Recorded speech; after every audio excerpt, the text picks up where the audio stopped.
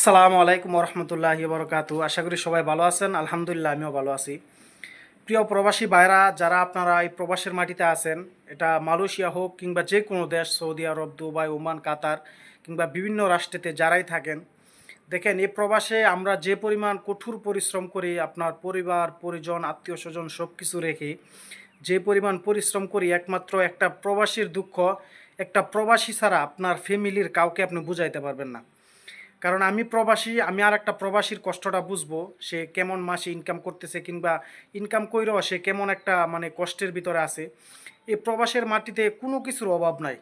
আপনার টাকা পয়সা সব কিছু আপনি পাইতেছেন, কিন্তু সবচাইতে বড় কথা হলো সেটা আপনি ফ্যামিলির কাছে পাইতেছেন না। এটাই আপনার সবচাইতে বড় কষ্ট।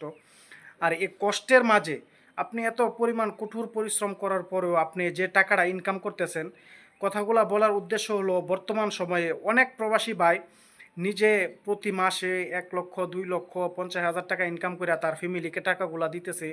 কেউ 5 বছর 10 বছর চালানোর পরে ফ্যামিলির কাছে টাকা দেওয়ার পরে সে যখন দেশে যায়, তখন কিন্তু তার অ্যাকাউন্টে কোনো টাকা থাকে না, তার অ্যাকাউন্টে কোনো ব্যালেন্স থাকে না।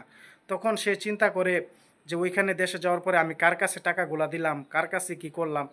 এই জন্য যারা প্রবাসী ভাই আছেন আপনারা চিন্তা করবেন, কারণ নিজের জন্য নিজের কিছু ব্যাংক ব্যালেন্স করার চিন্তা করবেন।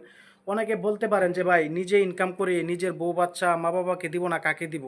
জি ভাই দিবেন, কিন্তু বর্তমান সময়ে আপনি দেখেন অহর এমন ঘটনা ঘটতেছে, এমনও সময় যাইতেছে আপনার এয়ারপোর্টে একটা লাশ যাইতেছে, সেই লাশটাকে তার ফ্যামিলি বহন করতেছে না।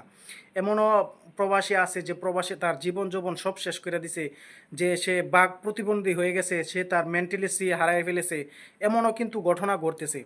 এই জন্য চেষ্টা করবেন, নিজে যেমন ইনকাম করতেছেন, নিজে যেমন কঠোর পরিশ্রম করতেছেন, এমনও প্রবাসী ভাই আছে যে কঠোর পরিশ্রম করতেছে, তার একটা জিনিস মন চাইতেছে খাওয়ার জন্য কিন্তু খায় না, অথচ তার ফ্যামিলি থেকে টাকাটা চাইলে সে কিন্তু সে ঠিকই দিয়ে দিতেছে।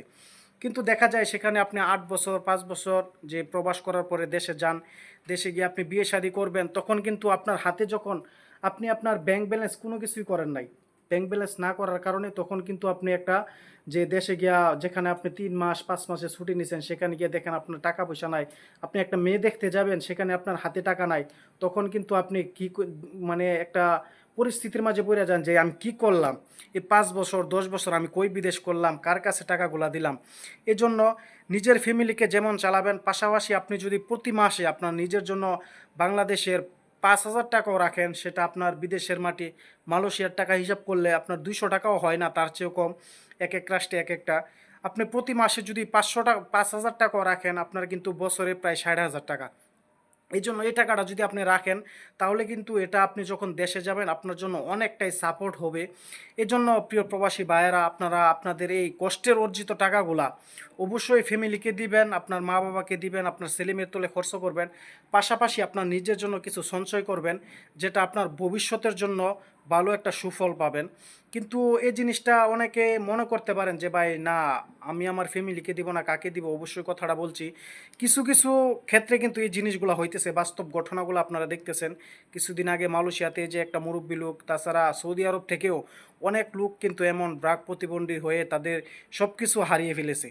এজন্য নিজের ব্যাংক ব্যালেন্স যদি করে ফেলেন, তাহলে কিন্তু এটা নিজের কিছু থাকলে তখন কিন্তু আপনার ফ্যামিলি যদি আপনাকে না দেখে, তাহলে কিন্তু আপনি এই টাকাটা দিয়ে আপনি ভালো একটা মানে ভালো একটা পর্যায়ে যাইতে পারবেন, কিন্তু আপনি একটা সাপোর্ট পাবেন।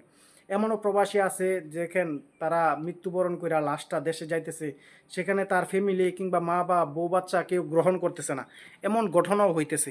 এজন্য সময় থাকতে নিজের কষ্টের অর্জিত টাকাগুলা নিজেও কিছু জমান, নিজের ফ্যামিলিকে দেন। আর সবগুলা টাকা আপনারা মানে ফ্যামিলিকে দিয়ে দিবেন না। তো ভাই ভালো থাকবেন, সুস্থ থাকবেন। আসসালামু আলাইকুম রহমতুল্লাহি ওয়া বারাকাতুহু।